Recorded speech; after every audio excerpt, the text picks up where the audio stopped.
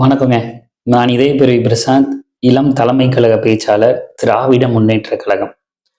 ரொம்ப நாள் ஆச்சு நான் வீடியோ போட்டு. இன்னைக்கு அக்டோபர் 27, 2025 ரொம்ப முக்கியமான நாள். என்ன அப்படின்னா,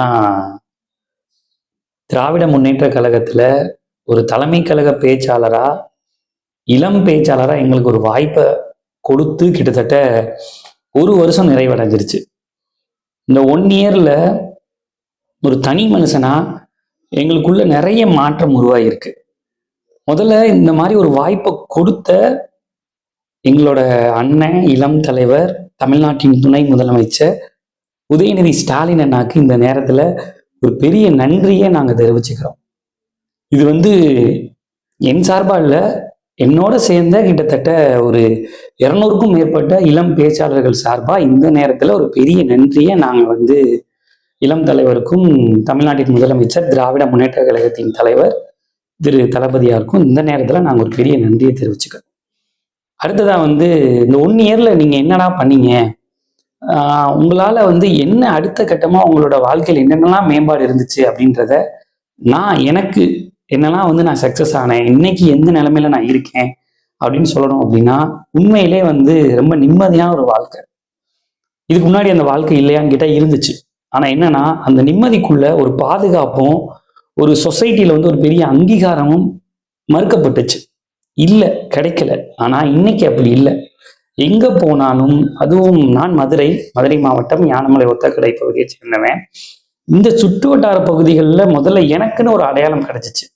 இன்னாரோட பேனை, இன்னாரோட பையன் அப்படின்னு இருந்த நானு இன்னைக்கு எங்க அப்பாவுக்கு இன்னாரோட அப்பா நீங்களா அப்படின்னு கேட்குற மாதிரியான ஒரு சூழலை உருவாக்குனது இந்த இளம் பேச்சாளர்ன்ற இந்த அங்கீகாரம். இந்த அங்கீகாரத்தின் மூலியமா தான் ஒரு திராவிட முன்னேற்ற கழகத்தோட குடும்பத்துல இருந்த எனக்கு ஒரு மிகப்பெரிய வாய்ப்பு கிடைச்சு, இன்னைக்கு தமிழ்நாட்டுல இருக்கிற முக்கியமான மாவட்டங்கள்ல, முக்கியமான தலைவர்கள் முன்னாடி, முக்கியமான அமைச்சர்கள் முன்னாடிலாம் பேசுறதுக்கு ஒரு நல்ல வாய்ப்பை உருவாக்கி கொடுத்த தலைமைக்கும், தலைமை கழகத்திற்கும், இளம் தலைவருக்கும், குறிப்பா இளைஞரணி பத்தி பேசணும் அப்படின்னா எனக்கு இந்த வீடியோ பார்த்தா என்னமோ தெரியல, எனக்கு மித்த அணிகளை விட மித்த இயக்கத்துல இருக்கிற எத்தனையோ நண்பர்கள்லாம் எனக்கு பழக்கம்தான். நான் சொல்றது, இந்த கட்சியை தவிர்த்துட்டு, திராவிட முன்னேற்ற கழகத்தை தவிர்த்துட்டு மாற்று கட்சியில இருக்கிற எத்தனையோ நண்பர்களை நான் பார்த்திருக்கேன். ஆனா ஒரு இயக்கத்துல ஒரு அணி இந்த அளவுக்கு வலுவாகவும், இந்த அளவுக்கு கட்டுக்கோப்பாகவும், கிட்டத்தட்ட 24 மணி நேரமும் கழகம் இந்த கழகத்துக்காகவே ஒரு போர்க்குடி தூக்கி, அதாவது ஒரு வீரியமா, தன்னிறைவா, ஆத்மாத்மமா ஒரு பணி செய்யற ஒரு அணியா நான் பாக்குறது உண்மையிலே இளைஞரணி. ஏன்னா இளைஞரணின் எப்பயுமே ஒரு அதிகாரத்தை ஒரு ஆள்கிட்ட செலுத்தினா அதை அப்படியே அப்சர்வ் பண்ணி அதை டெலிவர் பண்ணி கண்ணுக்கு முன்னாடி கொண்டு வர்றதுன்றது அவ்வளவு சாதாரண விஷயம் இல்லை. அப்பேற்பட்ட ஒரு நல்ல விஷயத்தை இளைஞரணி பண்ணாங்க. அந்த இளைஞரணியோட இருக்கிற அத்தனை அண்ணன்மார்களுக்கும், அத்தனை முக்கிய நிர்வாகிகளுக்கும் இந்த நேரத்துல நன்றியை சொல்லிக்கணும். ஏன் அப்படின்னா, அவங்க பாதுகாப்பா எங்களை அன்னைக்கு சென்னைக்கு அழைச்சிட்டு போனதுனாலதான் இன்னைக்கு நாங்களாம் உங்க முன்னாடி இவ்வளவு நெஞ்ச நிமித்தி பேசுறோம். ஏன்னா இன்னைக்கு பாதுகாப்பு அம்சம் தமிழ்நாட்டுல, அதுவும் பொதுக்கூட்டங்கள்ல எந்த அளவுக்கு குறைவா இருக்குன்றத சமீபத்தில் நடந்த எத்தனையோ சான்றுகள் நமக்கு எடுத்து சொல்லுது. அதுவும் இந்த நேரத்துல இதை பேசக்கூடாதுதான். ஆனா எனக்கு ஏன் இதை பேசணும் அப்படின்னா, ஏதோ ஒரு சிங்க்ரனைஸ் தொடர்ந்துகிட்டே இருக்கு. அது என்ன அப்படின்னா, லாஸ்ட் இயர் அக்டோபர் 27 நாங்க சென்னையில இளம் பேச்சாளர்கள் அத்தனை பேருக்குமே சான்றிதழ் கொடுக்கும்போது, அண்ணா அறிவாலயத்தில் நாங்கள் இருக்கும்போது தான் சென்னையில் பக்கத்துல, விழுப்புரம் பக்கத்துல விக்கிரவாண்டியில தாவேகாவோட மாநாடு போட்டாங்க. அந்த தாவேகாவோட மாநாடு போட்ட அதே நாள்ல தான் நாங்கெல்லாம் இளம் பேச்சாளர் அங்கீகாரத்தோட வெளியில வந்தோம்.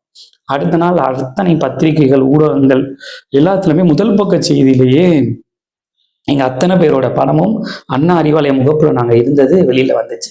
அதே நேரத்துல திரு விஜயோட விக்கிரவாண்டியோட முதல் மாநில மாநாடு, தாவேகாவோட மாநாடுமே நடந்துச்சு. அது அந்த அந்த 1 இயர் அதுல ஸ்டார்ட் பண்ணி இன்னைக்கு 1 இயர் பாத்தீங்கன்னா, இந்த அக்டோபர் 27 இப்ப சமீபமா கரூர்ல நடந்த பொதுக்கூட்டத்துல கிட்டத்தட்ட 41 பேர் இறந்தவங்க. அவரோட இடத்துக்கே வர சொல்லி, மாமல்லபுரத்துல அவரோட இடத்துக்கே வர சொல்லி அவங்களுக்கு அங்க ஒரு இரங்கல் தெரிவிச்சாரு. இதை நான் எப்படி ஒப்பிட்டு சொல்றேன் அப்படின்னா, எங்களை எடுத்துக்கோங்க, போன வருஷம் நாங்க எப்படி இருந்தோம், இந்த வருஷம் என்ன மாதிரியான ஒரு அப்டேஷன்லையும் என்ன மாதிரியான ஒரு அப்கிரேடான லெவல்லையும் நாங்க இருக்கோம்னு பாருங்க. அதே இதை நீங்க தாவேக்காவை எடுத்து பாத்தீங்கன்னா, ஒரு மாநில மாநாடு போட்டுட்டு தமிழ்நாடு முழுக்க கூட்டம் நடத்த வேண்டிய ஒரு கட்சி, ஒரு இயக்கம் வந்து கையெடுத்து கும்பிட்டு என்னை மன்னிச்சிடுங்க அப்படின்னு, அதுவும் அவங்க இடத்துக்கு வராம அவங்கள தூக்கிட்டு போய் அவர் இருக்கிற இடத்துக்கு வச்சு பண்றாங்க அப்படின்னா, இது ரெண்டுக்கான டிஃப்ரென்சியேஷனை நீங்க நல்லா புரிஞ்சுக்கணும். இதுதான் ஒரு கழகம் எப்படி இயங்குது. அதாவது திராவிட முன்னேற்ற கழகத்துல இருக்கிற அத்தனை பேருக்குமே கழகத்தை காப்பாற்றணும், அந்த கழகத்துல இருக்கிற விஷயங்களுக்கு நம்ம முன்னாடி போய் நிக்கணும் அப்படின்னு அவங்க அத்தனை பேருமே இன்னைக்கும் ஒரு நேர்மையான ஒரு சூழல்ல இயங்குறாங்க அப்படின்னா, இந்த கழகம் அவங்களுக்கு கொடுத்தது மிகப்பெரிய கொள்கை, மிகப்பெரிய தத்துவம். இதை எல்லாரும் நீங்க விளங்கிக்கணும். இந்த தத்துவத்தின் பேர்ல இயங்குறனாலதான் இன்னைக்கு ஒட்டுமொத்த தமிழ்நாட்டுல, ஏன் இந்தியாவிலேயே 75 ஆண்டு காலம் இந்த இயக்கம் எந்த ஒரு இடத்துலையுமே தொய்வு இல்லாம இயங்குது. அதுவும் தமிழ்நாடு வந்து மற்ற மாநிலங்களை விட முன்னேறிய மாநிலமா இருக்கிறதுக்கு, இன்னைக்கு கல்வியில சிறந்து விளங்குறதுக்கெல்லாம் 1000 விஷயம் தமிழ்நாட்டுல இருக்கு. அதனாலதான் எங்களை மாதிரியான இளம் தலைமுறை பிள்ளைகள் வந்து நெஞ்ச நிமித்தி ஒரு பொதுக்கூட்டத்திலையும், ஒரு ஆர்ப்பாட்டத்திலையும், ஒரு தெருமுனை பிரச்சாரத்திலையும் எங்களால பேச முடியுது. நாங்க இதுல நீங்க கவனிக்க வேண்டிய விஷயம் என்ன அப்படின்னா, இந்த பேச்சாளர்களா இருக்கிற பசங்க பொண்ணுங்க அத்தனை பேர்கள்ல பெரும்பாலான பேர், ஏன் 90% மேல அரசு பள்ளியில தமிழ் வழி கல்வி படிச்சவங்க. அதுவும் பேச்சுன்ற ஒரே ஒரு தகுதியை வச்சு நீங்க தமிழ்நாடு முழுக்க பேசிக்கிட்டு இருக்கோம். இந்த அங்கீகாரம்ன்றது பேசுற பேச்சோட வீரியத்தை அதிகமா நேசிக்கிற எங்களை மாதிரி பசங்களுக்கு தான் அதோட சுவாரம்சம், அதோட ஒரு அத்தியாயம் வந்து தெரியும்.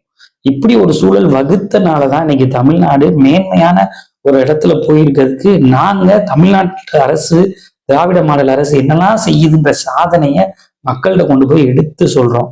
இந்த வாய்ப்பு எங்களுக்கு உண்மையிலே மிகப்பெரிய ஒரு நல்ல வாய்ப்பு. ஏன்னா இந்த வாய்ப்பின் மூலியமா தான் அடையாளம் இல்லாத ஒரு சாதாரண விதையா இருந்த எங்களை விருட்சமாக்கி இன்னைக்கு தமிழ்நாடு முழுக்க ஒரு வெளிச்சம் கொடுத்தவர் உதயநிதி அண்ணா. உதயநிதி அண்ணா செஞ்ச விஷயத்துல மிக முக்கியமான விஷயம் என்ன அப்படின்னா, எங்களுக்கு கொடுத்த அங்கீகாரத்தை கடைசி வரைக்குமே அதை ஹேண்டில் பண்ணி கையில வச்சுக்கிட்டாரு. ஏன்னா என்ன திராவிட முன்னேற்ற கழக தமிழ்நாடு முழுக்க என்ன ஒரு விஷயங்கள், அதாவது அண்ணா பிறந்த நாளா இருக்கட்டும், பெரியார் பிறந்த நாளா இருக்கட்டும், முத்தமிழறிஞர் டாக்டர் கலைஞரோட பிறந்த நாளா இருக்கட்டும், வேற கழகத்துல ஏதாச்சும் முக்கியமான விஷயமா இருக்கட்டும், இப்படி எதுவாக இருந்தாலும் தமிழ்நாடு ஒரு தலை நிமிர்ந்த ஒரு மாநிலமா இருக்கு அப்படின்றத விளக்குறதுக்கு, திட்டங்களை மக்கள்கிட்ட கொண்டு போய் எளிமை நடையில சொல்றதுக்கு எங்களை மாதிரியான பசங்களுக்கு ஒரு வாய்ப்பு கொடுத்தது உண்மையிலே மிக மிக முக்கியமானது. அதுவும் பொதுவா வந்து ஒரு தலைமை கழக பேச்சாளர் அப்படின்னா, பெரும்பாலும் பேச்சாளர்கள்ட்டே இருக்கிற ஒரு பெரிய நெருடல் என்ன அப்படின்னா, வாய்ப்பு பெருசா இருக்காது. அதே நேரத்துல வந்து எங்களுக்கான அந்த சோர்ஸ், அதாவது அந்த பிளேஸ் வந்து கரெக்டா இருக்காது அப்படின்னு நிறைய நிறை குறைகளை நான் ஆரம்பத்துல கேள்விப்பட்டிருக்கேன். ஆனா நான் என்னோட அபிப்பிராயத்துல சொல்றேன், கிட்டத்தட்ட ஒரு 25 மேடைகளுக்கு மேல நான் இது வரைக்கும் பேசியிருக்கேன். நான் பேசின ஒரு மேடையில கூட எனக்கு எந்த ஒரு குறையுமே என்னால சொல்ல முடியாத அளவுக்கு அத்தனை விஷயங்களையுமே அங்க இருக்கிற ஒவ்வொரு சாதாரண ஒரு கிளை செயலாளர்ல தொடங்கி ஒன்றிய செயலாளர், மாவட்ட செயலாளர்கள் வரைக்கும் அத்தனை பேருமே ரொம்ப சிரத்தை எடுத்து எங்களை பார்த்துக்கிட்டாங்க, எங்களை கவனிச்சாங்க. அதே நேரத்துல நாங்க பேசுற விஷயங்கள் மக்கள்கிட்ட போய் சேர்ந்து அதை இந்த மாதிரி வீடியோவா போஸ்ட் பண்ணி அதனால வந்து எங்களுக்கான கமெண்ட்ஸா இருக்கட்டும், லைக்ஸா இருக்கட்டும், ஒவ்வொரு இடத்துலயும் எங்களுக்கான கொடுக்குற அந்த ரெஸ்பான்ஸா இருக்கட்டும், உண்மையிலே மனசார ஆத்மார்த்தமா சொல்றேன், திராவிட முன்னேற்ற கழகத்தோட பெரிய பிளஸ் என்ன அப்படின்னா, கொள்கையா ஒரு அரசியல் பண்படுத்துற ஒரு கழகமா திராவிட முன்னேற்ற கழகம் எப்பயுமே இருக்குன்றதுக்கு நாங்க மிகப்பெரிய சான்று. ஏன்னா எதை தொட்டாலும் தமிழ்நாட்டுல எந்த ஒரு விஷயத்த முன்னெடுத்தினாலும், அது அரசியல் கட்சி முன்னெடுத்தினா அது திராவிட முன்னேற்ற கழகம் தான் அதுக்கு மொத பிள்ளையார் சொல்லி போடும். எங்களுக்கு அப்புறம் தான் இப்ப கூட பாத்தீங்கன்னா சமீபத்துல அதிமுகலையுமே பாத்தீங்கன்னா இளம் பேச்சாளர்களை தேர்ந்தெடுத்திருக்காங்க. ஆனா அவங்க பேசுற பேச்ச நீங்க வேணா போய் அவங்களோட சேனல் நியூஸ் ஜே நினைக்கிறேன், இல்ல யூடியூப்லயே அடிச்சால் வரும், தயவு செய்து எடுத்து பாருங்க. என்னடா திமுகவோட பேச்சாளர் இருந்துட்டு அதிமுகவில் இருக்கிற இளம் பேச்சாளரோட பேச்சு எடுத்து இந்த பையன் பார்க்க சொல்றானே நினைக்காதீங்க. போய் பாருங்க, கம்பேர் பண்ணுங்க, எது சரி, யார் எந்த அளவுக்கு தர்க்க ரீதியா அரசியல் பேசுறாங்க, இந்த அரசியல் மூலமா மக்களுக்கு என்ன போய் கொண்டு இவங்க மக்கள்கிட்ட கொண்டு போய் நிப்பாட்டுறாங்க அப்படின்றத நீங்க சிந்திச்சீங்கனாலே உங்களுக்கு ஒரு தெளிவு கிடைக்கும். ஏன்னா திராவிட முன்னேற்ற கழகம் செஞ்ச சாதனைகளையும், அதுவும் கடந்த 4 ஆண்டு திராவிட முன்னேற்ற கழகத்தினால மக்கள் அடைஞ்ச பலன்களையும் பயன்களையும் நாங்க பேசுற விதத்துல 1% கூட அந்த பசங்களால பேச முடியாது. காரணம் என்னன்னா, அவங்க இப்பயுமே நீங்க பாத்தீங்க அப்படின்னா ஜெயலலிதா அம்மாவோட புகழையோ இல்ல எம்ஜிஆரோட புகழ் பாடுற ஒரு ஒரு கூட்டமா தான் அவங்களால பேச முடியுமே தவிர்த்து, தர்க்க ரீதியா இன்னைக்கு அரசியல் ரீதியா இன்னைக்கு மக்களுக்கான திட்டங்களை ஒரு திட்டத்தை எடுத்து பேசணும்னா அந்த திட்டத்துல எத்தனை ஆயிரம் மக்கள் பயன்பெற்று இருக்காங்க. அதனால அவங்களை எப்படி பொருளாதாரம் உயர்ந்திருக்கு. கிட்டத்தட்ட அதிமுக ஆட்சியில 3% கிட்ட இருந்த பொருளாதார வளர்ச்சி இன்னைக்கு கிட்டத்தட்ட 11% மேல உயர்ந்திருக்குன்னா இதுதான் திராவிட மாடல் ஆட்சி மிகப்பெரிய சாதனை. ஒரு மாநிலத்தோட பொருளாதார வளர்ச்சி எப்படி உயரும் அப்படின்னா தனிநபர் வருமானம் உயரும். தனிநபர் வருமானம் உயர உயர அவங்களுக்கான தேவையை அவங்களாலே பூர்த்தி பண்ண முடியும். அப்ப பூர்த்தி பண்ணும்போது அந்த நாட்டுல அந்த மாநிலத்திலேயோ அந்த நாட்டிலேயோ பணவீக்கம் அதிகமாகும். அந்த பணவீக்கம் அதிகமாகும் போது ஆட்டோமேட்டிக்கா அவங்க தன்னோட பொருளாதாரத்துல தன்னிறைவா வச்சுக்க முடியும். இப்படிதான் பொருளாதார வளர்ச்சி உயரும். இந்த பொருளாதார வளர்ச்சி உயர்றதுக்கு ஒவ்வொரு மாநிலத்துல இருக்கிற ஆள்ற அரசாங்கம் நல்ல திட்டங்களை வகுக்கும் போது அந்த திட்டங்கள் மக்கள்கிட்ட போய் சேர்ந்தா அதன் மூலியமா சிறு சிறு பணங்களை அவங்களால சேமிக்க முடியும். அப்படிதான் தமிழ்நாடு அரசு இன்னைக்கு படிக்கிற பசங்கள்ல தொடங்கி பிறந்த குழந்தையில இருந்து கிட்டத்தட்ட இன்னைக்கு இருக்கிற எத்தனையோ இளம் தலைமுறை பிள்ளைகள் படிப்புக்காக அத்தனை சலுகையும் ரொம்பவே எளிமையா அவங்களுக்கு படிச்சா மட்டும் போதும்னு எத்தனையோ திட்டங்களை வகுக்கிறாங்க. திட்டங்களோட செயல்பாடுகள் போய் மக்கள்கிட்ட சேர்றதுனாலதான் மக்களால முடிஞ்ச அளவுக்கு ஒரு தன்னிறைவான ஒரு வாழ்க்கைய அவங்களுக்கான அந்த பண தேவைகளை முடிஞ்ச அளவுக்கு கம்மி பண்ணி வாழ்க்கையில அடுத்த கட்டமா தன்னை மேம்படுத்த முடியுது. உங்களுக்கு